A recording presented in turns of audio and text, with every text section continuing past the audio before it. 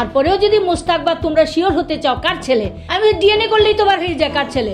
সালমান শাহ হত্যা মামলায় যখন ডন গ্রেফতার, জড়িত থাকার অভিযোগে আলোচনায় ডিপজল ও ডলি জোহর, তখনই মিডিয়ায় নতুন করে ঝড় তুলল সালমান শাহ ও সামিরার সন্তানের গুঞ্জন।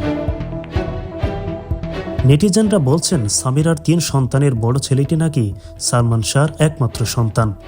এই ছেলে সামিরার গর্ভে থাকা অবস্থায় মারা যান সালমান শাহ। সামিরার প্রথম সন্তানের পিতা যে সালমান, বিষয়টি লুকোতেই সামিরা দ্রুত বিয়ে করেন মুস্তাককে।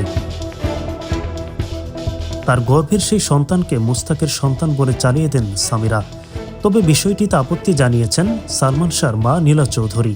কেউ কালার করার জন্য করতে পারে, কেউ সামিরাকে হ্যারাস করার জন্য করতে পারে। আমি একবার বলেছিলাম যে তোমরা যা বলছো এটা ঠিক না, ওকে দেখলেই বোঝা যায় মুস্তাকের ছেলে, কারণ সামিরার তো অনেক বিয়ে হয়েছে, আগেও শুনছি কি হয়েছে। কার সন্তান? সালমান শাহের কোনো সন্তান ছিল না। দেশের কিংবদন্তি মহানায়ক সালমান শাহ 1996 সালে মাত্র 25 বছর বয়সে মারা যান নিজ বাসায়। স্ত্রী সামিরা লোক ভাড়া করে সালমানকে পরিকল্পিতভাবে হত্যা করে, এমনটাই অভিযোগ সামিরার বিরুদ্ধে।